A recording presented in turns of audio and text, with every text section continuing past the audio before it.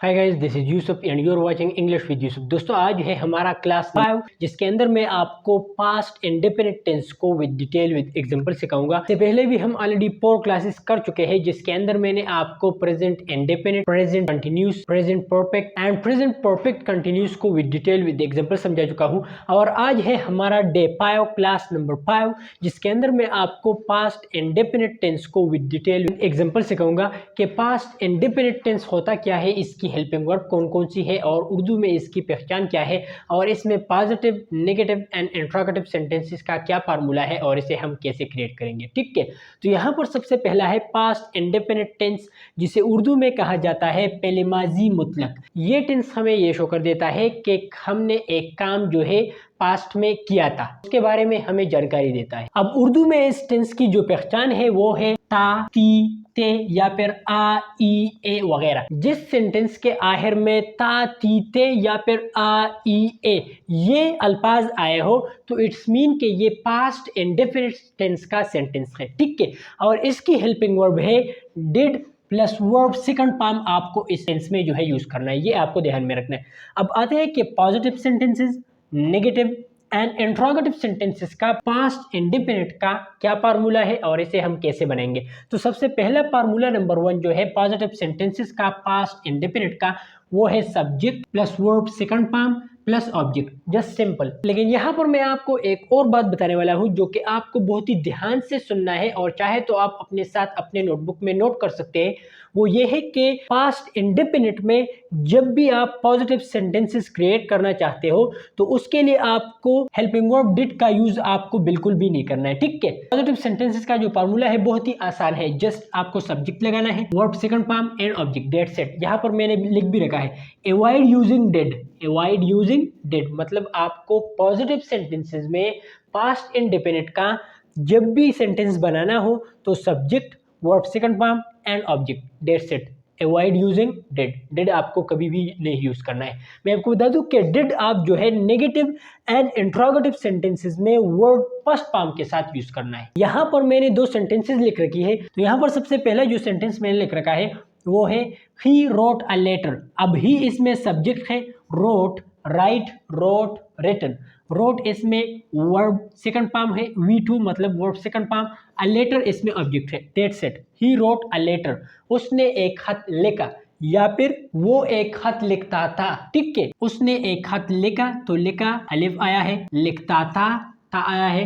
तो जिस भी सेंटेंसेस के आखिर में ता, ती, ते या फिर आ, ई, ए आया हो तो वो पास्ट इंडेफिनिट का सेंटेंस होगा। ठीक है, इसके बाद जो नेक्स्ट सेंटेंस है सानिया कुक्ड मीट। अब सानिया इसमें सब्जेक्ट है जो कि एक लड़की है, कुक्ड, कुक, कुक्ड, कुक्ड ये वर्ब सेकंड फॉर्म है, V2, एंड मीट जो कि गोश्त को कहते हैं ये है object, subject, verb second form and object. Sania गोश्त पकाती थी। ठीक है, मतलब पास्ट इंडेफिनिट की बात हम कर रहे हैं। ये जो लड़की है सानिया, वो गुजरे जमाने में, गुजरे हुए वक्त में गोश्त उसने पकाई थी। ठीक है, तो गाइस मैं आपको सिंपल ये बता दूं कि पास्ट इंडेफिनिट का उर्दू में जो पहचान है वो है ता, ती, ते या फिर आ, ई, ए, और इसकी हेल्पिंग वर्ब है नेगेटिव एंड इंट्रोगेटिव सेंटेंसेस का, वो है डिड। वर्ब सेकंड फॉर्म आपको जस्ट पॉजिटिव सेंटेंसेस के लिए यूज करना है, जैसे कि हमने यहाँ पर कुक्ड एंड रोट यूज किया है। ठीक है, और डिड जो है आपको just negative and interrogative sentences में वर्ब फर्स्ट फॉर्म के साथ यूज करना है। आइए देखते हैं कि कैसे हम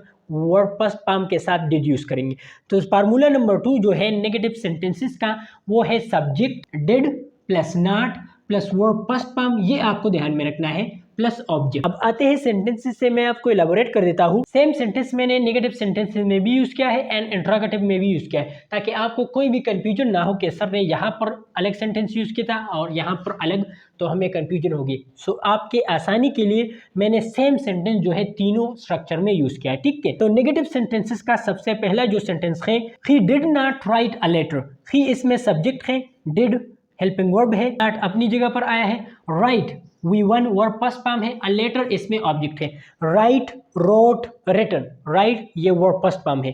ही did not write a letter, उसने एक खत नहीं लिखा या फिर वो एक खत नहीं लिखता था। ठीक है, इस तरह से जो दूसरा सेंटेंस है, Sania did not cook meat, Sania चूंकि लड़की है सब्जेक्ट है, डिड हेल्पिंग वर्ब है, नॉट अपनी जगह पर आया है, V one verb past form and meat चूंकि गोश्त को कहते हैं, ये है object, subject helping verb, not अपनी जगह पर, verb past form cook and object meat. Sania did not cook meat, Sania गोश्त नहीं पकाती थी। ठीक है, इस तरह से। अब आते हैं फार्मूला नंबर 3 के ऊपर के पास्ट इंडिपेंडेंट टेंस में हम इंट्रोगेटिव सेंटेंसेस को कैसे क्रिएट करेंगे और इसके फार्मूले का स्ट्रक्चर कौन सा है।